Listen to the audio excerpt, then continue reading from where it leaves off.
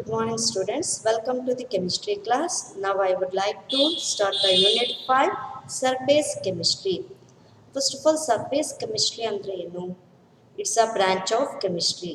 ಅದು ಒಂದು ಕೆಮಿಸ್ಟ್ರಿನ ಬ್ರಾಂಚ್. ಇದರಲ್ಲಿ ಏನು ಸ್ಟಡಿ ಮಾಡ್ತೀರಾ ಅಂದರೆ phenomenon at the surface or at the interface. So firstly, it is a branch of chemistry which deals with the study of phenomenon at the surface or interface ಏನಂತೀವಿ surface chemistry. ಒಂದು surface ಮೇಲೆ ಆಗಂತ process ಅದು reactions ಆಗಿರ್ಬೋದು ಅಥವಾ any other process ಆಗಿರ್ಬೋದು. So ಆ at the surface ಅಥವಾ interface ಅಲ್ಲಿ ನಡೆಯೋಂಥ ಒಂದು ಫಿನಾಮಿನಾನ ಸ್ಟಡಿ ಮಾಡೋಂಥ ಒಂದು ಬ್ರಾಂಚ್ ಆಫ್ ಕೆಮಿಸ್ಟ್ರಿನ ಏನಂತೀವಿ ಸರ್ಫೇಸ್ ಕೆಮಿಸ್ಟ್ರಿ ಅಂತ ಅಂತೀವಿ. ಅಲ್ಲಿಗೆ ಇಂಟರ್ಫೇಸ್ ಅಂತ ಬಂತು. ಇಂಟರ್ಫೇಸ್ ಅಂದರೆ ಏನು? ಸೊ ಈಗ ನಾನು ಒಂದು ವೆಸಲ್ ಲಿಕ್ವಿಡ್ ತೊಗೊಂಡಿದ್ದೀನಿ, ಅಲ್ಲಿ ಬಾಯ್ಲ್ ಮಾಡ್ತಾ ಹೋಗ್ತೀನಿ, ವೇಪರೈಸ್ ಆಗುತ್ತೆ. ಕ್ಲೋಸ್ಡ್ ವೆಸಲ್ ಅಂತ ಅಂದಾಗ ವೇಪರ್ಸು ಇರುತ್ತೆ ಅಲ್ಲಿಗೆ. ಸೊ ಏನಿರುತ್ತೆ ನಿಮಗೆ ಲಿಕ್ವಿಡು ಇರುತ್ತೆ. ಲಿಕ್ವಿಡ್ ಗ್ಯಾಸ್ ಸೊ ಲಿಕ್ವಿಡ್ ಮತ್ತೆ ಗ್ಯಾಸನ್ನು ಸಪ್ರೇಟ್ ಮಾಡೋದು ಹೇಗೆ? ಐದಾ ಬೈ ಸ್ಲ್ಯಾಶ್ ಇಂದ ಮಾಡ್ತೀವಿ ಅಥವಾ ಬೈ ಐಫನ್ ಇಂದ ಮಾಡ್ತೀವಿ. ಅದನ್ನೇ ಇಂಟರ್ಫೇಸ್. ಬಿಟ್ವೀನ್ ದ ಫೇಸಸ್ನೇ ಇಂಟರ್ಫೇಸಸ್ ಅಂತ ಅಂತಾರೆ. ಅಲ್ಲಿ ಬಿಟ್ವೀನ್ ದ ಫೇಸಸ್ ಆಗೋಂಥ ಫಿನಾಮಿನಾನ್ ಆಗಿರ್ಬೋದು ಅಥವಾ ಆಟ್ ದ ಸರ್ಫೇಸ್ ಮೇಲೆ ಆಗೋಂಥ ಫಿನಾಮಿನಾನ್ ಆಗಿರ್ಬೋದು, ಅದನ್ನೇ ಸರ್ಫೇಸ್ ಕೆಮಿಸ್ಟ್ರಿ ಅಂತ ಅಂತೀವಿ. ಬಟ್ ನಮಗೆ ಗೊತ್ತಿದೆ ಯಾವುದೇ ಸರ್ಫೇಸ್ ಆಗಿರಲಿ ಕ್ಲೀನ್ ಅಲ್ಟ್ರಾ ಕ್ಲೀನ್ ಸರ್ಫೇಸ್ ಇರಲ್ಲ. ಯಾಕಂದರೆ ಅಟ್ಲೀಸ್ಟ್ ಡಸ್ಟ್ ಪಾರ್ಟಿಕಲ್ಸ್ ಇರುತ್ತೆ ಅಥವಾ ನಮಗೆ ಅಟ್ಮಾಸ್ಫಿಯರ್ ಗೊತ್ತಿದೆ ಅಬೌಂಡೆಂಟ್ ನೈಟ್ರೋಜನ್ ಡೈನೈಟ್ರೋಜನ್ ಅಥವಾ ಡೈಆಕ್ಸಿಜನ್ ಆದರೂ ಅಟ್ಲೀಸ್ಟ್ ಟ್ರೇಸಸ್ ಅಮೌಂಟಲ್ಲಿ ಇರುತ್ತೆ ಅಂತ. So to get ultra clean surface ಏನು ಮಾಡಬೇಕು ಅಂತ ಅಂದರೆ 10⁻⁸ ಇಂದ 10⁻⁹ ಪ್ಯಾಸ್ಕಲಲ್ಲಿ ಅಷ್ಟು ಹೈ ಪ್ರೆಷರ್ಲಿ ಏರ್ನ ನಾವು ಆ ಒಂದು ಸರ್ಫೇಸ್ ಮೇಲೆ ಪಾಸ್ ಮಾಡಿದ್ವಿ ಅಂತ ಅಂದಾಗ ನಮಗೆ ಕ್ಲೀನ್ ಸರ್ಫೇಸ್ ಸಿಗುತ್ತೆ. ಬಟ್ ಆ ಕ್ಲೀನ್ ಸರ್ಫೇಸ್ನ ನೀವು ವ್ಯಾಕ್ಯೂಮಲ್ಲಿ ಮೇಂಟೈನ್ ಮಾಡಿದ್ರೆ ಮಾತ್ರ ಲಾಂಗ್ ಡ್ಯೂರೇಷನ್ ತನಕ ಕ್ಲೀನ್ ಸರ್ಫೇಸ್ ಇರುತ್ತೆ ಅಂತ ಹೇಳ್ಬೋದು. ಸೊ ನೆಕ್ಸ್ಟ್ ಇದರಲ್ಲಿ ಬರೋಂಥ ಕಾನ್ಸೆಪ್ಟ್ ಅಡ್ಸಾರ್ಪ್ಷನ್. ಅಡ್ಸಾರ್ಪ್ಷನ್ ಅಂದರೆ ಏನು? The accumulation of molecular species at the surface in a bulk of solid or liquid is called as adsorption. ಅಂದರೆ ಸೊ ಈಗ ಅದಾದ್ರೂ ಒಂದು ಸಾಲಿಡ್ ಸರ್ಫೇಸ್ ಇದೆ ಅಂತ ಅಂದಾಗ ಈ ಸಾಲಿಡ್ ಸರ್ಫೇಸ್ ಮೇಲೆ ನಿಮಗೆ ಸೊ ಡಸ್ಟ್ ಪಾರ್ಟಿಕಲ್ಸು ಅಥವಾ ಯಾವುದಾದ್ರೂ ಎನಿ ಮಾಲಿಕ್ಯುಲರ್ ಸ್ಪೀಶೀಸ್ ಬಂದು ಅಟ್ಯಾಚ್ ಆಗೋಂಥ ಪ್ರೋಸೆಸ್ನ ಏನಂತಾರೆ ಅಡ್ಸಾರ್ಪ್ಷನ್. ಸೊ ಅಲ್ಲಿಗೆ it is a process of accumulation of molecular species at the surface in a bulk of solid or liquid is called as adsorption. So ಈ adsorption ಅಂದಿದ ತಕ್ಷಣ ಇಲ್ಲಿ 2 word ಬರುತ್ತೆ. ಯಾವುದು? ಒಂದು ಅಡ್ಸಾರ್ಬೇಟ್, ಇನ್ನೊಂದು ಅಡ್ಸಾರ್ಬೆಂಟ್. ಅಡ್ಸಾರ್ಬೇಟ್ ಅಂದ್ರೆ ಏನು? The molecular species which is going to adsorb on the surface. Surface ಮೇಲೆ ಏನು ಮಾಲಿಕ್ಯುಲರ್ ಸ್ಪೀಶೀಸ್ ಅಟ್ಯಾಚ್ ಆಗುತ್ತೆ ದಟ್ ಮಾಲಿಕ್ಯುಲರ್ ಸ್ಪೀಶೀಸ್ನ ಏನಂತಾರೆ? ಅಡ್ಸಾರ್ಬೇಟ್ ಅಂತ ಅಂತಾರೆ. ಅಲ್ಲಿಗೆ ಅಡ್ಸಾರ್ಬೆಂಟ್ ಅಂದರೆ the surface on which adsorption takes place is called as adsorbent. ಯಾವ ಒಂದು ಸರ್ಫೇಸ್ ಮೇಲೆ ಅಡ್ಸಾರ್ಪ್ಷನ್ ಪ್ರೋಸೆಸ್ ಆಗುತ್ತೆ ಆ ಸರ್ಫೇಸ್ನ ಏನಂತಾರೆ? ಅಡ್ಸಾರ್ಬೆಂಟ್ ಅಂತಾರೆ. ಯಾವ ಮಾಲಿಕ್ಯುಲರ್ ಸ್ಪೀಶೀಸ್ ಹೋಗಿ ಅಡ್ಸಾರ್ಬ್ ಆಗುತ್ತೆ ಆ ಮಾಲಿಕ್ಯುಲರ್ ಸ್ಪೀಶೀಸ್ನ ಅಡ್ಸಾರ್ಬೇಟ್ ಅಂತ ಅಂತಾರೆ. ಸೊ ಅಲ್ಲಿಗೆ ನೀವು ಇನ್ನೂ ನೆನ್ಪಿಟ್ಕೋಬೇಕಂತ ಅಂದಾಗ ಅಡ್ಸಾರ್ಬೆಂಟ್ ಆಗೋದು ಸರ್ಫೇಸ್ ಮೇಲಲ್ವಾ. ಸೊ ಹಾಗಾಗಿ ಸರ್ಫೇಸನ್ನ ನಿಮಗೆ ಅಡ್ಸಾರ್ಬೆಂಟ್ ಅಂತಾರೆ ಅಂದಾಗ ಸರ್ಬೆಂಟ್ ಅಂತ ನೆನ್ಪಿಟ್ಕೊಂಡ್ರೆ ಆನ್ ದ ಸರ್ಫೇಸ್ ಅನ್ನೋದು ನಿಮಗೆ ಅಡ್ಸಾರ್ಬೆಂಟ್ ಅಂತ ಆಗುತ್ತೆ. ಸೊ ಅಲ್ಲಿಗೆ adsorption it is a process of accumulation of molecular species at the surface in a bulk of solid or liquid.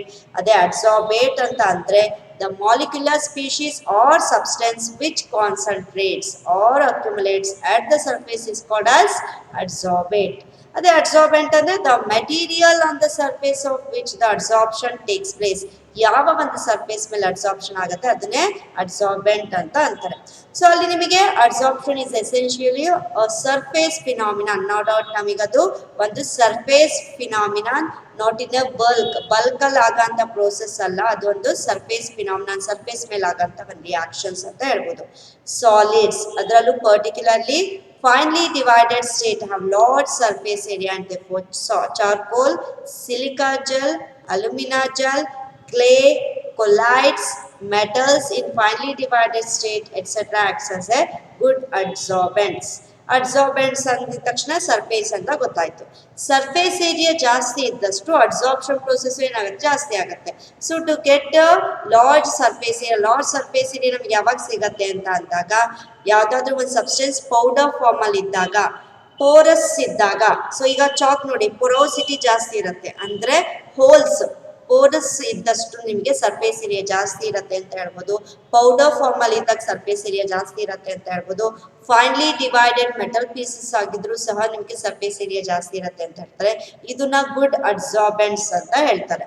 So ಅದರಲ್ಲೂ ಮತ್ತೆ silica gel, alumina gel, clay, colloids, metals in finely divided states ಇವೆಲ್ಲವೂ ಸಹ good ಅಬ್ಸಾರ್ಬೆಂಟ್ಸ್. So ನಾವು ಅಲ್ಲಿಗೆ absorption ಅಂದ್ರೆ ಏನು ಅಂತ ಗೊತ್ತಾಯ್ತು, ಅಬ್ಸಾರ್ಬೆಂಟ್ ಅಂದ್ರೆ ಏನು ಅಂತ ಗೊತ್ತಾಯ್ತು. ಸೊ ಎಕ್ಸಾಂಪಲ್ ಫಾರ್ ಅಬ್ಸಾರ್ಪ್ಷನ್ ಹೇಳ್ಬೇಕು ಅಂತ ಅಂದಾಗ ಕರೆಕ್ಟ್ ನೀವು ಏನ್ ಮಾಡ್ಬೇಕು, ಇಲ್ಲಿ ಯಾವ್ದಾದ್ರು ಒಂದು ಪ್ಯಾಕೇಜಿಂಗ್ ಆಗಿತ್ತು, ಒಂದು ಸಬ್ಸ್ಟೆನ್ಸ್ ನೀವು ಫ್ರಿಡ್ಜ್ ಆಗಿರ್ಲಿ, ವಾಷಿಂಗ್ ಮಿಷಿನ್, ಯಾವುದೇ ಒಂದು ಮನೆಗೆ ಒಂದು ವಸ್ತು ತರ್ತೀರಾ ಅಂದ್ರೆ ಅದು ಪ್ಯಾಕೇಜಿಂಗ್ ಒಳಗಡೆ ನೋಡಿ ನಿಮ್ಗೆ ಸಣ್ಣ ಸಣ್ಣ ಸಿಲಿಕಾ ಜೆಲ್ ಪ್ಯಾಕೆಟ್ಸ್ ಇರತ್ತೆ. ಸಣ್ಣ ಸಣ್ಣ ಚಾಕ್ಲೇಟ್ಸ್ ಪ್ಯಾಕ್ ಏನಿರುತ್ತೆ ಅದೇ ರೀತಿಯಲ್ಲಿ ನಿಮಗೆ ಪ್ಯಾಕೆಟ್ಸ್ ಇರುತ್ತೆ. ಆ ಪ್ಯಾಕೆಟ್ಸ್ ಒಳಗಡೆ ಏನಿರುತ್ತೆ ಸಿಲಿಕಾ ಜೆಲ್. ಯಾಕೆ ಸಿಲಿಕಾ ಜೆಲ್ ಅಥವಾ alumina gels, even alumina gels ಸಹ ನಿಮಗೆ ಯೂಸ್ ಮಾಡ್ತಾರೆ, ಬಟ್ ಮೋಸ್ಟ್ ಆಗಿ ಪ್ಯಾಕೇಜಿಂಗ್ ಅಲ್ಲಿ ಸಿಲಿಕಾ ಜೆಲ್ಸ್ ನ ಯೂಸ್ ಮಾಡ್ತಾರೆ. ಯಾಕೆ ಅಂದ್ರೆ so to get a moisture free environment. Packing ಆಗೋ ಟೈಮಲ್ಲಿ ಸೊ ಅಲ್ಲಿ ಸಮ್ ಸಾರ್ಟ್ ಆಫ್ ಏರ್ ಇರ್ಬೋದು. ಆ ಏರ್ ನಿಮಗೆ ಮಾಯ್ಶ್ಚರ್ ಕಂಟೆಂಟ್ ಆಗಿದ್ರೆ ನಾವು ತಗೊಂಡಂತ ಫ್ರಿಡ್ಜ್ ಅಥವಾ ಏನಾದ್ರೂ ವಾಷಿಂಗ್ ಮಿಷಿನ್ ಏನಾದ್ರೂ ಮೆಟಲ್ಸ್ ಇಂದ ಆಗಿದ್ರೆ ಆ ಮೆಟಲ್ ನ ಕ್ವಾಲಿಟಿ ಅಥವಾ ಡ್ಯೂರಾಬಿಲಿಟಿ ಏನಾಗುತ್ತೆ, ಕಮ್ಮಿ ಆಗ್ತಾ ಹೋಗುತ್ತೆ. ಯಾವಾಗ ಅದ್ರ ಪ್ಯಾಕಿಂಗ್ ಆಗೋ ಟೈಮಲ್ಲಿ ಏನಾದ್ರೂ ಮಾಯ್ಶ್ಚರ್ ಕಂಟೆಂಟ್ ಇದ್ರೆ, ಆ ಮಾಯ್ಶ್ಚರ್ ಕಂಟೆಂಟು ಸಹ ರಿಮೂವ್ ಮಾಡಕ್ಕೆ ಏನ್ ಮಾಡ್ತಾರೆ, ಪ್ಯಾಕಿಂಗ್ ಅಲ್ಲಿ ನಿಮಗೆ ಸಿಲಿಕಾ ಜೆಲ್ ಪ್ಯಾಕೆಟ್ಸ್ ಹಾಕ್ತಾರೆ. ಏನ್ ಮಾಡತ್ತೆ ಈ ಸಿಲಿಕಾ ಜೆಲ್ ಪ್ಯಾಕೆಟ್ಸ್ ಅಂತ ಅಂದ್ರೆ ಆ ಸಿಲಿಕಾ ಜೆಲ್ ಮೇಲೆ ಸೊ ಇಲ್ಲಿ ನಿಮಗೆ ಮಾಯ್ಶ್ಚರ್ ಇರುತ್ತೆ ಆ ಮಾಯ್ಶ್ಚರ್ ಬಂದು ಅಬ್ಸಾರ್ಬ್ ಆಗುತ್ತೆ. On the surface of silica gel, moisture in content irat moisture air, so that moisture air absorb on the surface of a silica gel. ಅವಾಗ ಏನಾಗುತ್ತೆ ನಿಮಗೆ ಡ್ರೈ ಏರ್ ಅಲ್ಲಿ ಡ್ರೈ ಏರ್ ಎನ್ವಿರಾನ್ಮೆಂಟ್ ಸಿಗತ್ತೆ ಅಂತ ಹೇಳ್ಬೋದು. ಹಾಗಾಗಿ ಲಾಂಗ್ ಡ್ಯೂರೇಷನ್ ತನಕ ಆ ಒಂದು ಮೆಟೀರಿಯಲ್ಸ್ ನ ನೀವೇನ್ ಮಾಡ್ಬೋದು, ಪ್ರಿಸರ್ವ್ ಮಾಡ್ತಾ ಹೋಗ್ಬೋದು. ಸೊ ಹಾಗಾಗಿ ಇಲ್ಲಿ ಸಿಲಿಕಾ ಜೆಲ್ ನ ಯೂಸ್ ಮಾಡ್ತಾರೆ for get a moisture free environment. ಅಲ್ಲಿ ಆಗಂತ ಪ್ರೊಸೆಸ್ ಅದು ಅಬ್ಸಾರ್ಪ್ಷನ್. ಇನ್ನು ನಾವು ಚಾಕನ್ನ ಇಂಕ್ ಒಳಗಡೆ ಡಿಪ್ ಮಾಡ್ತೀವಿ. ಇಂಕ್ ಒಳಗಡೆ ಡಿಪ್ ಮಾಡಿದಾಗ ink particles, blue colour ink particles ಏನಿರುತ್ತೆ ಅದು on the surface of chalk stick ಮೇಲೆ ಅಬ್ಸಾರ್ಬ್ ಆಗ್ತಾ ಹೋಗುತ್ತೆ. ಸೊ ಅದು ಒಂದು ಅಬ್ಸಾರ್ಪ್ಷನ್ ಅಂತ ಹೇಳಿ ನಾವು ಎಕ್ಸಾಂಪಲ್ಸ್ ತಗೋಬಹುದು. ಸೊ ಇನ್ನ ನೋಡಿದ್ರೆ ರಾ ಶುಗರ್ ಏನಿದೆ, ಆ ರಾ ಶುಗರ್ ನಿಮಗೆ ಆಕ್ಚುಲಿ ಕಲರ್ಲೆಸ್ ಇರಲ್ಲ, ಕಲರ್ ಇರುತ್ತೆ, ಇದು ಬ್ಲಾಕ್ ಆರ್ ಬ್ರೌನ್. ಸೊ ಈ ರೀತಿ ಕಲರ್ಡ್ ಕಾಂಪೋನೆಂಟ್ ಅಂತ ಹೇಳ್ಬೋದು ಯಾವ್ದನ್ನ, raw sugar. Aqueous solution of raw sugar ನ ಅನಿಮಲ್ ಚಾರ್ಕೋಲ್ ಬೆಡ್ ಮೇಲೆ ಪಾಸ್ ಮಾಡ್ತಾರೆ. ಅವಾಗ ಏನಾಗತ್ತೆ, ಅದು ಅದ್ರಲ್ಲಿರೋಂಥ ಕಲರ್ ಇಂಪ್ಯೂರಿಟೀಸ್ ಎಲ್ಲವೂ ಸಹ ಆ ಅನಿಮಲ್ ಚಾರ್ಕೋಲ್ ಬೆಡ್ ಮೇಲೆ ಅಬ್ಸಾರ್ಬ್ ಆಗುತ್ತೆ. ಸೊ ದಟ್ ನಿಮಗೆ ಕಲರ್ಲೆಸ್ ಶುಗರ್ ನ ಸಿಗ್ತಾ ಹೋಗುತ್ತೆ. ಹಾಗಾಗಿ ಇಲ್ಲಿ ಅಬ್ಸಾರ್ಪ್ಷನ್ ಪ್ರೋಸೆಸ್ ಇಂದ ಇರೋಂಥ ಕಲರ್ಡ್ ಇಂಪ್ಯೂರಿಟೀಸ್ ಇನ್ ರಾ ಶುಗರ್ ನ ಇಲ್ಲಿ ರಿಮೂವ್ ಮಾಡ್ತಾ ಹೋಗ್ತಾರೆ. ಅದು ಒಂದು ಅಬ್ಸಾರ್ಪ್ಷನ್ ಪ್ರೋಸೆಸ್ ಅಂತ ಹೇಳ್ಬೋದು. ಸೊ ಈ ರೀತಿ ಅಬ್ಸಾರ್ಪ್ಷನ್ ಪ್ರೋಸೆಸ್ಗೆ ಮೆನಿ ಎಕ್ಸಾಂಪಲ್ಸ್ ನ ಇಲ್ಲಿ ಹೇಳ್ತಾ ಹೋಗ್ಬೋದು. Next, the process of removing an absorbed substance from a surface on which it is absorbed is called as desorption. Absorption ಅಂದ್ರೆ ಏನು ಅಂತ ಗೊತ್ತಾಯ್ತು. ಇನ್ನೊಂದು ಇಲ್ಲಿ ವರ್ಡ್ ಬರುತ್ತೆ desorption. De means remove. So the removal of accumulated molecular species from the surface is called as desorption. ಏನ್ molecular species ನಿಮಗೆ surface ಮೇಲೆ ಅಕ್ಯುಮುಲೇಟ್ ಆಗಿರುತ್ತೆ, ಆ ಅಕ್ಯುಮುಲೇಟ್ ಆಗಿರೋ ಮಾಲಿಕ್ಯುಲರ್ ಸ್ಪೀಶೀಸ್ ನ ರಿಮೂವ್ ಮಾಡೋಂಥ ಪ್ರೋಸೆಸ್ ಏನಂತಾರೆ, ಡಿಸಾರ್ಪ್ಷನ್ ಅಂತ ಅಂತಾರೆ. ಅಲ್ಲಿಗೆ the process of removing an absorbed substance from a surface on which it is absorbed is called as desorption. So ಇಲ್ಲಿ ಅಬ್ಸಾರ್ಪ್ಷನ್ ಆಯ್ತು. ಅದೇ ರೀತಿ ಇನ್ನೊಂದು ಸೌಂಡ್ ಮಾಡೋಂಥ ವರ್ಡ್ ಇದೆ ಅಬ್ಸಾರ್ಪ್ಷನ್. ಎ ಡಿ ಅಂದ್ರೆ ಅಬ್ಸಾರ್ಪ್ಷನ್, ಎ ಬಿ ಅಂದ್ರೆ ಅಬ್ಸಾರ್ಪ್ಷನ್. ಅಬ್ಸಾರ್ಪ್ಷನ್ಗೂ ಅಬ್ಸಾರ್ಪ್ಷನ್ಗೂ ಇರೋಂಥ ಡಿಫ್ರೆನ್ಸ್ ಏನು ಅಂತ ಅಂದ್ರೆ, absorption it is a surface phenomenon. Surface ಅಲ್ಲಿ ಆಗ ಅಂತ ಒಂದು ಫಿನಾಮಿನಾನ್ ಪ್ರೋಸೆಸ್ ನ ಅಬ್ಸಾರ್ಪ್ಷನ್ ಎ ಡಿ ಹೇಳ್ತಾರೆ. ಅದೇ ಅಬ್ಸಾರ್ಪ್ಷನ್ ಅಂದ್ರೆ it is a bulk phenomenon, not on the surface. So in a bulk ಅಲ್ಲಿಗೆ molecular species going to penetrate into the bulk ಒಳಗಡೆನೂ ಆ ಮಾಲಿಕ್ಯುಲರ್ ಸ್ಪೀಶೀಸ್ ಎಂಟ್ರಿ ಆಗುತ್ತೆ, uniform ಆಗಿ ಅಲ್ಲಿ ನಿಮಗೆ ಸ್ಪ್ರೆಡಿಂಗ್ ಆಗ್ತಾ ಹೋಗುತ್ತೆ. ಅದನ್ನೇ ಅಬ್ಸಾರ್ಪ್ಷನ್ ಅಂತ ಅಂತಾರೆ. ಈಗ ನಾನು ಚಾಕ್ ಇಂದ ಒಂದು ಎಕ್ಸಾಂಪಲ್ ಹೇಳಿದ್ನಲ್ಲ, ಏನ್ ಮಾಡ್ತೀರಾ, ಆ ಚಾಕನ್ನ ಇಂಕ್ ಒಳಗಡೆ ಡಿಪ್ ಮಾಡ್ತೀರಾ. ಡಿಪ್ ಮಾಡಿದಾಗ ಅಲ್ಲಿ ನಿಮಗೆ ಇಂಕ್ ಪಾರ್ಟಿಕಲ್ಸ್ ಆ ಚಾಕ್ ಸ್ಟಿಕ್ ಒಳಗಡೆ ಏನಾಗುತ್ತೆ, ಚಾಕ್ ಸರ್ಫೇಸ್ ಮೇಲೆ ಅಬ್ಸಾರ್ಬ್ ಆಗುತ್ತೆ. ಬಟ್ ಇಂಕ್ ಒಳಗಡೆ ಇರೋಂಥ solvent molecules into the chalk penetrate ಆಗಿರುತ್ತೆ. ಇದಕ್ಕೆ ನೀವು ಪ್ರೂಫ್ ಏನು ಅಂದ್ರೆ ಆ ಚಾಕನ್ನ ಬ್ರೇಕ್ ಮಾಡಿದಾಗ ಆ ಇಂಕ್ ಪಾರ್ಟಿಕಲ್ಸ್ ಮಧ್ಯ ಏನೂ ಇರಲ್ಲ. ಮಧ್ಯ ನಿಮಗೆ ವೈಟ್ ಕಲರ್ ಇರುತ್ತೆ, ಬ್ಲೂ ಕಲರ್ಗೆ ಟರ್ನ್ ಆಗಿರಲ್ಲ. ಬಟ್ ಆ ಮಧ್ಯದ ಪಾರ್ಟ್ ಏನಿದೆ ಅಲ್ಲಿ ನಿಮಗೆ ಮಿಡಲ್ ಪಾರ್ಟು ಅದು ವೆಟ್ ಆಗಿರುತ್ತೆ. ವೆಟ್ ಯಾಕಾಗಿರುತ್ತೆ ಅಂದ್ರೆ ಇಂಕ್ ಅಲ್ಲಿರೋ ಅಂತ ಸಾಲ್ವೆಂಟ್ ಮಾಲಿಕ್ಯೂಲ್ಸ್ ಇಂದ. ಸೊ ಹಾಗಾಗಿ ನಿಮಗೆ ಅಬ್ಸಾರ್ಪ್ಷನ್ ಈಗ ಅದೊಂದು ಬೆಸ್ಟ್ ಎಕ್ಸಾಂಪಲ್ ಅಂತ ಹೇಳ್ಬೋದು. ಅಲ್ಲಿಗೆ ಅಬ್ಸಾರ್ಪ್ಷನ್ ಇನ್ ದ ಬಲ್ಕ್ ಆಗಂತದ್ದು. So it's a bulk phenomenon. ಅದೇ absorption it is a surface phenomenon ಅಂತ ಹೇಳ್ಬೋದು. ಸೊ ಅಲ್ಲಿಗೆ absorption arises due to the fact that the surface particles of the adsorbent are not in same environment. Distinction between adsorption and absorption anta andaga, the substance is concentrated only at the surface and does not penetrate through the surface to the bulk of the adsorbent. Yavrali adsorption alli. Ade absorption alli, while in absorption the substance is uniformly distributed throughout the bulk of the solid. So ಅಲ್ಲಿಗೆ molecular species into the bulk penetrate ಆಗುತ್ತೆ, throughout the bulk uniform ಆಗಿ ನಿಮಗೆ so ಏನಾಗುತ್ತೆ, share ಆಗುತ್ತೆ ಅಂತ ಹೇಳ್ಬೋದು, ಅಥವಾ ನಿಮಗೆ ಸ್ಪ್ರೆಡ್ ಆಗುತ್ತೆ ಅಂತ ಹೇಳ್ಬೋದು ಅಬ್ಸಾರ್ಪ್ಷನ್ ಪ್ರೋಸೆಸ್ ಅಲ್ಲಿ. In absorption the concentration of the adsorbate increases only at the surface of the adsorbent, while in the absorption the concentration is uniform throughout the bulk of the solid. So ಇಲ್ಲಿ ನಿಮಗೆ ಅಡ್ಸಾರ್ಬೇಟ್ molecular species ಏನಿರುತ್ತೆ ಅದು at the surface ಮೇಲೆ ಮಾತ್ರ adsorption process ಅಲ್ಲಿ ಇರುತ್ತೆ. But absorption process ಅಲ್ಲಿ ಇನ್ to the bulk ಅಲ್ಲೂ ಅದು ನಿಮಗೆ ಯೂನಿಫಾರ್ಮ್ ಆಗಿ ಏನಾಗಿರುತ್ತೆ, ಕಾನ್ಸಂಟ್ರೇಷನ್ ಸ್ಪ್ರೆಡ್ ಆಗಿರುತ್ತೆ ಅಂತ ಹೇಳ್ಬೋದು ಇನ್ ಅಬ್ಸಾರ್ಪ್ಷನ್. ಎಕ್ಸಾಂಪಲ್ಸ್ ನೋಡೋದಾದ್ರೆ water vapors are absorbed by anhydrous calcium chloride. So ಇಲ್ಲಿ ನಿಮಗೆ ಒಂದು ಡೆಸಿಕೇಟರ್ನ ತೋರಿಸಿದೆ ಫಸ್ಟ್ ಇಯರ್ ಲ್ಯಾಬಲ್ಲಿ. ಅದರೊಳಗಡೆ ಅನ್ಹೈಡ್ರಸ್ ಕ್ಯಾಲ್ಸಿಯಂ ಕ್ಲೋರೈಡ್ ಹಾಕಿರ್ತಾರೆ ಅಂತ. ಯಾಕೆ ಅಂದರೆ ಅಲ್ಲೇನಾದರೂ ಮಾಯ್ಶ್ಚರ್ ಕಂಟೆಂಟ್ ಇದ್ದರೆ, ವಾಟರ್ ವೇಪರ್ ಇದ್ದರೆ, ಸೊ ಅದನ್ನು ಅಬ್ಸಾರ್ಬ್ ಮಾಡ್ಕೊಳಕ್ಕೋಸ್ಕರ ಅನ್ಹೈಡ್ರಸ್ ಕ್ಯಾಲ್ಸಿಯಂ ಕ್ಲೋರೈಡ್ ಹಾಕ್ತಾರೆ ಅಂತ ಅಂದಿದ್ದೆ. ಸೊ ಈ ಅನ್ಹೈಡ್ರಸ್ ಕ್ಯಾಲ್ಸಿಯಂ ಕ್ಲೋರೈಡ್ ಅಲ್ಲಿ ಕ್ಯಾಲ್ಸಿಯಂ ಕ್ಲೋರೈಡಲ್ಲಿ ವಾಟರ್ ಮಾಲಿಕ್ಯೂಲ್ಸ್ ಇರಲ್ಲ, ಹಾಗಾಗಿ ಅನ್ಹೈಡ್ರಸ್ ಅಂತ ಅಂತಾರೆ. ಆ ಅನ್ಹೈಡ್ರಸ್ ಕ್ಯಾಲ್ಸಿಯಂ ಕ್ಲೋರೈಡು ಇದ್ರ ಒಂದು ಇಲ್ಲಿ ನಾವು ಎನ್ವಿರಾನ್ಮೆಂಟಲ್ ಹಾಕಿದಾಗ ಎನ್ವಿರಾನ್ಮೆಂಟಲ್ ಇರೋಂಥ ಮಾಯ್ಶ್ಚರ್ನ ಅದೇನು ಮಾಡ್ಕೊಳುತ್ತೆ, ಅಬ್ಸಾರ್ಬ್. ಅಲ್ಲಿಗೆ into the calcium chloride ಏನಾಗುತ್ತೆ, ಬಲ್ಕ್ ಒಳಗಡೆನೂ ಅದು ಅಬ್ಸಾರ್ಪ್ಷನ್ ಪ್ರೋಸೆಸ್ ಆಗುತ್ತೆ ಅಂತ ಹೇಳ್ಬೋದು, ಅಬ್ಸಾರ್ಬ್ ಮಾಡ್ಕೊಳತ್ತೆ ಅಂತ ಹೇಳ್ಬೋದು. ಅದೇ ನೀವು ವಾಟರ್ ವೇಪರ್ನ ಅಬ್ಸಾರ್ಬ್ ಮಾಡ್ಕೊಳತ್ತೆ ಯಾವುದು, ಸಿಲಿಕಾ ಜೆಲ್. ಇದೇ ಒಂದು ಬೆಸ್ಟ್ ಎಕ್ಸಾಂಪಲ್ ಕೊಡ್ಬೋದು. Water vapours are absorbed by anhydrous calcium chloride but absorbed by silica gel. So idu distinction between adsorption and absorption. So like adsorption na difference ಏನು ಅನ್ನೋದು ಗೊತ್ತಾಯ್ತು. Adsorption ಹೇಗಾಗತ್ತೆ, so ಅಲ್ಲಿಗೆ mechanism of adsorption ನೋಡೋದಾದ್ರೆ, so ನೀವು first year ಅಲ್ಲಿ surface tension ನೋಡಿದ್ರಿ, so ಓದಿದ್ರಿ. ಆ surface tension ಏನು, ಒಂದು ವೆಸಲ್ ಇರುತ್ತೆ, ಒಳಗಡೆ ಬಲ್ಕ್ ಒಳಗಡೆ ಮಾಲಿಕ್ಯೂಲ್ಸ್ ಇರುತ್ತೆ, ಸರ್ಫೇಸ್ ಮೇಲೂ ಮಾಲಿಕ್ಯೂಲ್ಸ್ ಇರುತ್ತೆ. ಆ ಬಲ್ಕ್ ಒಳಗಡೆ ಇರೋಂಥ ಮಾಲಿಕ್ಯೂಲ್ಸ್ ಏನಾಗಿರುತ್ತೆ, ಅಲ್ಲಿ ನಿಮಗೆ ಈಕ್ವಲಿ ಆಲ್ ದ ಡೈರೆಕ್ಷನ್ ಅಲ್ಲಿ ಮಾಲಿಕ್ಯೂಲ್ಸ್ ಇರೋದ್ರಿಂದ ಸೊ ಅದು ಆಲ್ ದ ಡೈರೆಕ್ಷನ್ ಅಲ್ಲಿ ಮಾಲಿಕ್ಯೂಲ್ಸ್ ಏನಾಗುತ್ತೆ, ಅಟ್ರಾಕ್ಟಿವ್ ಫೋರ್ಸ್ ಇಂದ ಹೆಲ್ಡ್ ಅಪ್ ಆಗುತ್ತೆ ಅಂತ ಹೇಳ್ಬೋದು. ಸೊ ಇಲ್ಲಿ ನಿಮಗೆ ಒಂದು ವೆಸಲ್ ಅಂತ ಅಂದಾಗ, ಈ ವೆಸಲ್ ಅಲ್ಲಿ ನಿಮಗೆ ಲಿಕ್ವಿಡ್ ತೊಗೊಂಡಿರ್ತೀನಿ ಅಟ್ ದ ಸರ್ಫೇಸ್, ಇದು ಸರ್ಫೇಸ್.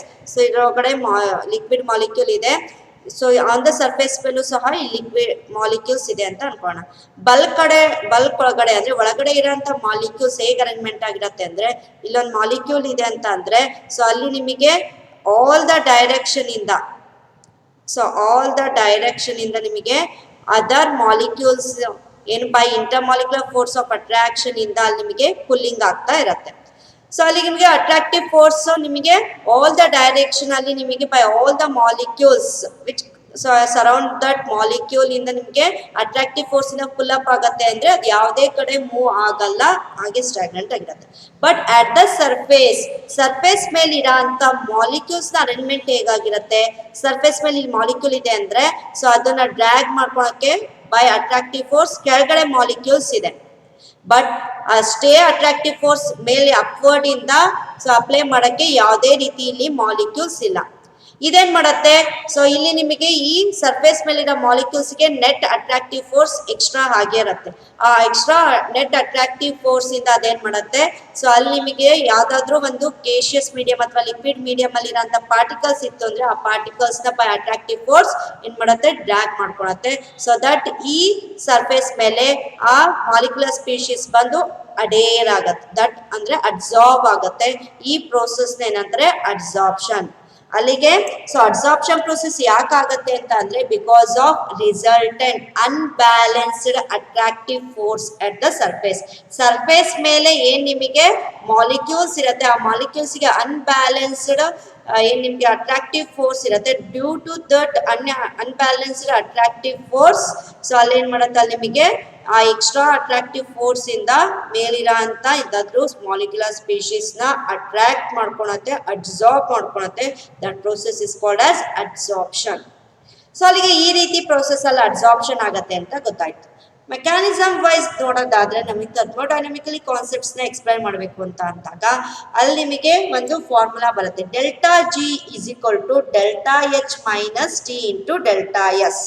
ಡೆಲ್ಟಾ ಜಿ ಅಂದ್ರೆ ಏನು, change in Gibbs free energy. It's a free energy and useful form of energy ಅಂತ ಹೇಳ್ಬೋದು. ಡೆಲ್ಟಾ ಎಚ್ ಅನ್ನೋದು ಏನು, ನಿಮಗೆ enthalpy, change in enthalpy. So total energy content ಅಂತ ಹೇಳ್ಬೋದು. ಇದು ಟಿ ಅಂದ್ರೆ temperature, with respect to temperature ಹೇಳ್ತಾ ಇರ್ತೀವಿ ನಾವಿಲ್ಲಿ. ಡೆಲ್ಟಾ ಎಸ್ ಅಂದ್ರೆ ಚೇಂಜ್ ಇನ್ ಎಂಟ್ರೋಪಿ. ಎಂಟ್ರೋಪಿ ಅಂದ್ರೆ ಏನು, ಮೆಜರ್ಮೆಂಟ್ ಆಫ್ ಡಿಸಾರ್ಡರ್ನೆಸ್ ನ ಮೆಜರ್ ಮಾಡೋ ಅಂತ ಒಂದು ಯೂನಿಟೇ ಎಂಟ್ರೋಪಿ ಅಂತ ಹೇಳ್ಬೋದು. ಸೊ ಈ ಫಾರ್ಮುಲಾದಿಂದ ನಾವು ಈ ಮೆಕ್ಯಾನಿಸಮ್ ನ ಎಕ್ಸ್ಪ್ಲೈನ್ ಮಾಡ್ಬೋದು. ಸೊ ನಮಗೆ ಫಸ್ಟ್ ಅಲ್ಲಿ ಓದಿದ್ವಿ ಏನಂದ್ರೆ ಒಂದು ರಿಯಾಕ್ಷನ್ ಸ್ಪಾಂಟೇನಿಯಸ್ ಆಗಿ ಕಂಟಿನ್ಯೂಸ್ ಆಗಿ ರಿಯಾಕ್ಷನ್ ಆಗ್ಬೇಕು ಅಂತ ಅಂದ್ರೆ ಅಲ್ಲಿ ಏನಾಗಿರ್ಬೇಕು, ನಿಮಗೆ ಡೆಲ್ಟಾ ಜಿ ವ್ಯಾಲ್ಯೂ ಅಂದ್ರೆ change in Gibbs energy value must B negative ಅಂತ ಹೇಳ್ತೀವಿ. ನೆಗೆಟಿವ್ ಆಗಿದ್ದಾಗ ಮಾತ್ರ ರಿಯಾಕ್ಷನ್ ಆಗುತ್ತೆ. ಇಲ್ಲೂ ಅಬ್ಸಾರ್ಪ್ಷನ್ ಅನ್ನೋದು ಒಂದು ಕಂಟಿನ್ಯೂಸ್ ಫಾರ್ಮ್ ಅಲ್ಲಿ ಆಗ್ತಾ ಅಂತ ಒಂದು ರಿಯಾಕ್ಷನ್ ಅಂತ ಹೇಳ್ಬೋದು. ಅಲ್ಲಿಗೆ ಇಲ್ಲೂ ಏನಾಗಿರ್ಬೇಕು, ಡೆಲ್ಟಾ ಜಿ ವ್ಯಾಲ್ಯೂ ನೆಗೆಟಿವ್ ಆಗಿರ್ಬೇಕು. ಆಗಿರತ್ತಾ ಚೆಕ್ ಮಾಡೋಣ. ಸೊ ಡೆಲ್ಟಾ ಎಚ್ ಅಂದ್ರೆ ಚೇಂಜ್ ಇನ್ ಎಂಥಾಲ್ಪಿ. ಇಲ್ಲಿ ನಮಗೆ ಗೊತ್ತಿದೆ ಸರ್ಫೇಸ್ ಮೇಲಿರೋಂಥ ಮಾಲಿಕ್ಯೂಲ್ಸ್ಗೆ ಎಕ್ಸ್ಟ್ರಾ ಫೋರ್ಸ್ ಇರುತ್ತೆ. ಆ ಎಕ್ಸ್ಟ್ರಾ ಫೋರ್ಸ್ ನ ಎಕ್ಸ್ಪೆಂಡಿಚರ್ ಮಾಡಿಕೊಂಡು ಅದೇನ್ ಮಾಡುತ್ತೆ, ಮೇಲೆ ಯಾವ್ದಾದ್ರು ಇರೋಂಥ ಮಾಲಿಕ್ಯೂಲ್ಸ್ ನ ಅಬ್ಸಾರ್ಬ್ ಮಾಡ್ಕೊಳತ್ತೆ ಅಂತ. ಅಲ್ಲಿಗೆ ಸೊ ಏನಾಗುತ್ತೆ, decrease in enthalpy, some sort of energy ಏನಾಗುತ್ತೆ ಇಲ್ಲಿ ರಿಮೂವ್ ಆಗುತ್ತೆ. ಸೊ ರಿಮೂವಲ್ ಆಫ್ ಎನರ್ಜಿ ಆಯ್ತು ಅಂದ್ರೆ ಎಕ್ಸೋಥರ್ಮಿಕ್ ರಿಯಾಕ್ಷನ್ ಅಂತ ಆಯ್ತು. ಅಲ್ಲಿ ಡೆಲ್ಟಾ ಎಂಥಾಲ್ಪಿ ವ್ಯಾಲ್ಯೂ ನಿಮಗೆ ಏನಾಗುತ್ತೆ, ನೆಗೆಟಿವ್ ಇರುತ್ತೆ. For a exothermic reaction delta H value is negative ಅನ್ನೋದು ಆಲ್ರೆಡಿ ಓದಿದ್ರಿ. ಸೊ ಹಾಗಾಗಿ ಇಲ್ಲೂ ಅಷ್ಟೇ ನಿಮಗೆ ಸರ್ಫೇಸ್ ಮೇಲೆ ಇರೋಂಥ ಮಾಲಿಕ್ಯೂಲ್ಸ್ ಅದೇನ್ ಮಾಡ್ಕೊಳುತ್ತೆ, ಲಾಸ್ ಆಫ್ ಎನರ್ಜಿ ಮಾಡ್ಕೊಂಡು ಅಲ್ಲಿ ನಿಮಗೆ ಅದ್ರ ಮೇಲೆ ಮಾಲಿಕ್ಯೂಲ್ಸ್ ನ ಅಬ್ಸಾರ್ಬ್ ಮಾಡ್ಕೊಳ್ತಾ ಹೋಗುತ್ತೆ ಅಂತ ಹೇಳ್ಬೋದು. ಅಥವಾ ಯಾವ್ದಾದ್ರು ಮಾಲಿಕ್ಯುಲರ್ ಸ್ಪೀಶೀಸ್ ಬಂದು ಅಟ್ಯಾಚ್ ಆಗಕ್ಕೂ ಅಲ್ಲೂ ಅಷ್ಟೇ ನಿಮಗೆ some sort of energy release ಆಗುತ್ತೆ ಅಂತ ಹೇಳ್ಬೋದು. ಸೊ ಹಾಗಾಗಿ ಅಲ್ಲಿ removal of energy, decrease of enthalpy ಆಗ್ತದೆ ಸಿಸ್ಟಮ್ ಅಂತ ಹೇಳ್ಬೋದು. ಹಾಗಾಗಿ ಡೆಲ್ಟಾ ಎಚ್ ವ್ಯಾಲ್ಯೂ ನೆಗೆಟಿವ್ ಇರುತ್ತೆ. ಇನ್ ಎಂಟ್ರೋಪಿ ಅಂತ ಬಂದಾಗ ಫಾರ್ ನಾವು ಯೂಶಲಿ ಅಬ್ಸಾರ್ಪ್ಷನ್ ಗೇಷಿಯಸ್ ಮಾಲಿಕ್ಯೂಲ್ಸ್ ಗೆ ಹೇಳ್ತಾ ಇರ್ಬೇಕಾದ್ರೆ ಏನಾಗುತ್ತೆ, ಗೇಷಿಯಸ್ ಮಾಲಿಕ್ಯೂಲ್ಸ್ ಗೆ ಯೂಶಲಿ ಎಂಟ್ರೋಪಿ ವ್ಯಾಲ್ಯೂ ಏನಿರುತ್ತೆ, ಹೈ ಇರುತ್ತೆ, ಪಾಸಿಟಿವ್ ಇರುತ್ತೆ. ಯಾಕೆ ಅಂದ್ರೆ ಮಾಲಿಕ್ಯೂಲ್ಸ್ ಒಂದ್ ಕಡೆ ಆರ್ಡರ್ಲಿ ಅಲೈನ್ಮೆಂಟ್ ಅಲ್ಲಿ ರಿಸ್ಟ್ರಿಕ್ಟ್ ಆಗಲ್ಲ. ಸೊ ಆ ಗೇಷಿಯಸ್ ಮಾಲಿಕ್ಯೂಲ್ ಹೇಗ್ ಬೇಕೋ ಹಾಗೆ ಮೂವ್ ಆಗ್ತಾ ಇರುತ್ತೆ. ಡಿಸಾರ್ಡರ್ನೆಸ್ ಜಾಸ್ತಿ ಇರುತ್ತೆ ಗೇಷಿಯಸ್ ಮಾಲಿಕ್ಯೂಲ್ಸ್ ಗೆ ಅಂತ ಹೇಳ್ಬೋದು. ಸೊ ಹಾಗಾಗಿ entropy will be positive for gaseous states, gaseous molecules. ಇಲ್ಲೇನಾಗುತ್ತೆ, ಗೇಷಿಯಸ್ ಮಾಲಿಕ್ಯೂಲ್ ಡಿಸಾರ್ಡರ್ಲಿ ಇತ್ತು, ಈಗ ಸರ್ಫೇಸ್ ಮೇಲೆ ಬಂದು ಅಟ್ಯಾಚ್ ಆಗ್ತಾ ಇದೆ ಅಂದ್ರೆ ಆರ್ಡರ್ಲಿ ಅರೇಂಜ್ ಆಗ್ತಾ ಇದೆ ಅಂತ ಅಂದಾಗ ಆ ಗೇಷಿಯಸ್ ಮಾಲಿಕ್ಯೂಲ್ಗೆ ಎಂಟ್ರೋಪಿ ಏನಾಯ್ತು, ಈಗ ಕಮ್ಮಿ ಆಯ್ತು, ಡಿಕ್ರೀಸ್ ಇನ್ ಎಂಟ್ರೋಪಿ ಆಗ್ತದೆ. ಅಂದ್ರೆ ಎಂಟ್ರೋಪಿ ವ್ಯಾಲ್ಯೂ ನೆಗೆಟಿವ್ ಆಗ್ತದೆ ಅಂತ ಹೇಳ್ಬೋದು ಇಲ್ಲಿ ನಿಮಗೆ ಈ ಪ್ರೋಸೆಸ್ ಅಲ್ಲಿ. ಹಾಗಾಗಿ ಸೊ ಇಲ್ಲಿ ನಿಮ್ಗೆ absorption process accompanied by decrease in enthalpy as well as decrease in entropy. So ಅಲ್ಲಿಗೆ for a process of absorption to be a spontaneous, ಅಲ್ಲಿ ನಿಮಗೆ thermodynamic requirement wise delta H value negative ಇರಬೇಕು, delta S value negative ಇರಬೇಕು. ಆದ್ರೂ ಸಹ ನಿಮಗೆ delta G value negative ಬರಲ್ಲ. ಯಾಕೆಂದ್ರೆ delta H value less negative ಇದ್ರೆ. ಹಾಗಾಗಿ ಇಲ್ಲಿ ನಿಮಗೆ ಅಬ್ಸಾರ್ಪ್ಷನ್ ಪ್ರೋಸೆಸ್ಗೆ ಏನಾಗಿರಬೇಕು, delta H value must be more negative. So more negative ಇದ್ದಾಗ ಮಾತ್ರ ನಿಮಗೆ ಸೊ ರಿಯಾಕ್ಷನ್ ಒಂದು ಸ್ಪಾಂಟೇನಿಯಸ್ ಆಗುತ್ತೆ, ಡೆಲ್ಟಾ ಜಿ ವ್ಯಾಲ್ಯೂ ನೆಗೆಟಿವ್ ಆಗುತ್ತೆ ಅಂತ ಹೇಳ್ಬೋದು. ಸೊ ಯಾಕೆಂದ್ರೆ delta G can be negative if delta H has sufficiently high negative values as minus T delta S is positive. ಅಲ್ಲಿ ಡೆಲ್ಟಾ ಎಸ್ ನೆಗೆಟಿವ್ ಇರುತ್ತೆ, negative into negative positive ಆಗೋದ್ರಿಂದ delta H value more negative ಇರಬೇಕು ಅಂತ ಹೇಳುತ್ತೆ. ಅವಾಗ ಮಾತ್ರ reaction spontaneous ಆಗುತ್ತೆ. So ಅಲ್ಲಿಗೆ at the starting process of absorption delta H value more negative ಇರುತ್ತೆ, ಡೆಲ್ಟಾ ಎಸ್ ವ್ಯಾಲ್ಯೂ ನಿಮಗೆ ಅದು ಸಹ ನೆಗೆಟಿವ್ ಇರುತ್ತೆ, ಆಗ ಡೆಲ್ಟಾ ಜಿ ವ್ಯಾಲ್ಯೂ ನೆಗೆಟಿವ್ಸ್ ಇರುತ್ತೆ. ಬರ್ತಾ ಬರ್ತಾ ಅಬ್ಸಾರ್ಪ್ಷನ್ ಪ್ರೋಸೆಸ್ ಆಗ್ತಾ ಇದ್ದಂಗೆ, ರಿಯಾಕ್ಷನ್ ಆಗ್ತಾ ಇದ್ದಂಗೆ delta H value less negative ಆಗ್ತಾ ಬರುತ್ತೆ. ಎಲ್ಲಿ ತನಕ ಅಂತ ಅಂದಾಗ delta H value delta S value almost equal ಅಂದಾಗ, ಸೊ ಅವಾಗ ಏನಾಗುತ್ತೆ, delta G value is equal to 0 ಅಂತ ಆಗುತ್ತೆ. ಡೆಲ್ಟಾ ಜಿ ವ್ಯಾಲ್ಯೂ 0 ಇದೆ ಅಂದ್ರೆ ಈಕ್ವಿಲಿಬ್ರಿಯಂ ಕಂಡೀಷನ್. ಈಕ್ವಿಲಿಬ್ರಿಯಂ ಕಂಡೀಷನ್ ಅಂದ್ರೆ 5 ಮಾಲಿಕ್ಯೂಲ್ಸ್ ಅಟ್ ದ ಸರ್ಫೇಸ್ ಬಂದು ಅಬ್ಸಾರ್ಬ್ ಆದ್ರೆ 5 molecules from the surface dissolve ಆಗುತ್ತೆ. ಇದು ಈಕ್ವಿಲಿಬ್ರಿಯಂ ಕಂಡೀಷನ್ ಅಂತ ಹೇಳ್ಬೋದು, where delta G value is equal to 0. ಈ ರೀತಿ ಮೆಕ್ಯಾನಿಸಮ್ ಅಲ್ಲಿ ನಿಮಗೆ ಸೊ ಅಬ್ಸಾರ್ಪ್ಷನ್ ಪ್ರೋಸೆಸ್ ಆಗುತ್ತೆ ಅಂತ ಹೇಳ್ಬೋದು. ನೆಕ್ಸ್ಟ್ ಟೈಪ್ಸ್ ಆಫ್ ಅಬ್ಸಾರ್ಪ್ಷನ್ ಬರುತ್ತೆ, ನೆಕ್ಸ್ಟ್ ಕ್ಲಾಸಲ್ಲಿ ಮಾಡ್ತೀನಿ. Thank you.